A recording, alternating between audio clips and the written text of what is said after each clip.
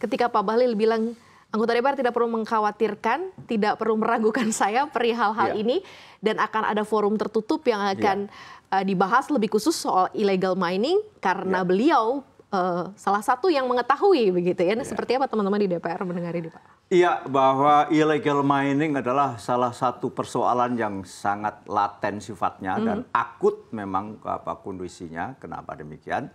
Jelas dari berbagai perspektif illegal mining ini merugikan luar biasa. Dari tata kelola pertambangan lingkungan misalnya juga merugikan, dari pendapatan negara juga sangat merugikan. Nah, tetapi memang ini menjadi lingkaran setan, lingkaran konsentris yang luar biasa susah untuk diterobos. Komisi 7 sendiri berkali-kali, bahkan kita tahu dari Kementerian SDM juga telah membentuk apa yang disebut dengan Satgas Illegal Mining ini ya, lintas departemen. Bahkan ini dipimpin oleh Menko Polhukam waktu itu Pak Mahfud MD. Nah, jadi berkali-kali bahkan kita FGD secara khusus tentang illegal mining ini. Nah, bahkan secara institusional kelembagaan pun Komisi 7 mendrive agar di Kementerian SDM itu ada lembaga penegakan hukum atau Gakum, sebagaimana misalnya di Kementerian KLHK. Itu kan ada Gakum, sehingga kalau terjadi persoalan pelanggaran-pelanggaran di masalah hutan, misalnya pembakaran hutan, lantas bisa ditreatment secara cepat gitu. Nah, itulah prakarsa dan upaya kami bahwa Pak Bahlil kemarin berstatement, ya kita bersyukur gitulah. Lantas kita pasti akan kita tindak lanjuti dengan sebuah sistematika kerja yang sekali lagi ini membutuhkan effort dari semua pihak yang sungguh luar biasa. Effort sebuah pihak itu siapa aja Pak Camer? Kalau misalnya kombinasi menteri-menteri yang udah beberapa menteri sebenarnya yang menjabat begitu ya, tapi pemberantasannya memang belum tuntas begitu. Persis. Jadi sudah betul menurut hemat kita, karena memang sifat yang sudah sedemikian akutnya ini harus dipimpin oleh lembaga yang sifatnya koordinatif ya, misalnya di bawah Menko Polhukam, lantas di situ ada Panglima TNI, di situ ada Kapolri, di situ adalah Jaksa Agung, dan semuanya berkomitmen untuk memberantas illegal mining ini dan juga illegal drilling ya di sektor migas, dan juga ada bahkan illegal tapping ya, misalnya pipa-pipa yang dibor di mana-mana dan seterusnya. Jadi persoalan ini sedemikian rupa kalau kita lihat ya dalam komposisi APBN betapa pentingnya di sektor mining ini.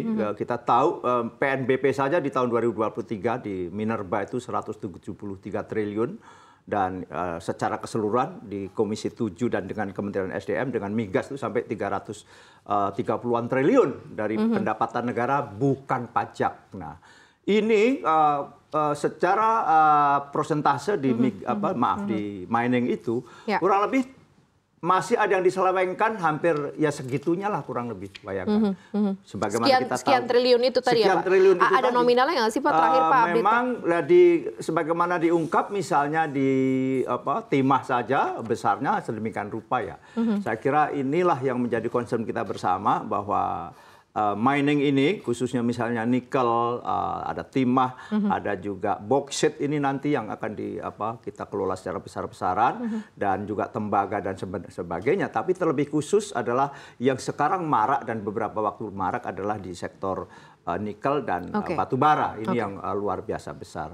Nah, ingat ya bahwa nikel adalah kita punya cadangan yang lumayan besar. Nanti Pak Irwandi bisa menjelaskan bagaimana kita ada kurang lebih hampir 40% cadangan nikel dunia itu ada di Indonesia. Dan ujung dari segala ujung itu nanti juga nikel memegang peran yang sangat strategis ya. Untuk apa? Untuk energy storage. Kenapa? Ketika fosil sudah jadi masalah, maka mau tidak mau kita masuk energi baru terbarukan, yang kita sebagian besar kita intermittent, maka perlunya energy storage berupa baterai dan sebagainya.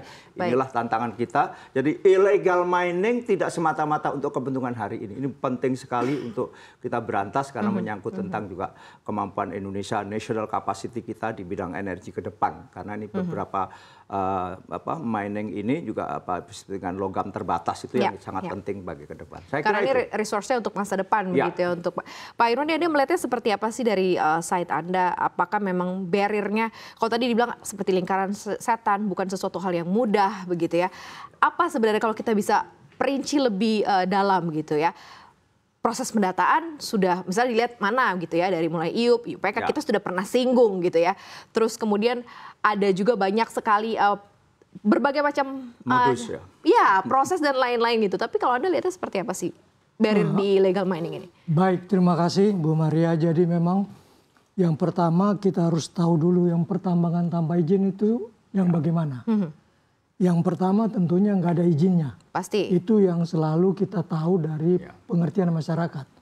Yang kedua, izin sudah berakhir, dia masih terus menambang. Yang ketiga, menambang di luar titik koordinatnya. Ketiga, kegiatan penambangan tidak sesuai dengan peruntukannya. Dan yang terakhir, IUP eksplorasi tapi dia menambang. Nah, ini yang harus kita tahu bagaimana penanganannya masing-masing. Yang kedua, dari setahu saya sudah ada 2 wapres yang ditugaskan oleh presiden yang berbeda untuk menangani misalnya di timah, untuk menangani di penambangan tanpa izin di Indonesia. Tetapi apa yang kita lihat sampai sekarang belum sepenuhnya kita bisa atasi.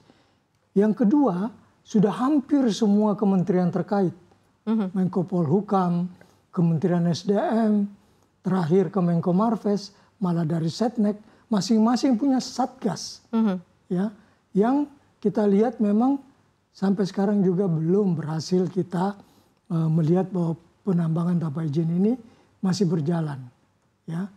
Nah, terakhir di Kemenko Marves semua dikumpulkan, para menteri, Panglima TNI, Kapolri, Bea Cukai dan lain-lain itu semua dikumpulkan. Dan mereka sepakat bahwa ada 3 pilar untuk penanganan peti. Yang pertama adalah digitalisasi, misalnya contohnya Simbara. Ya.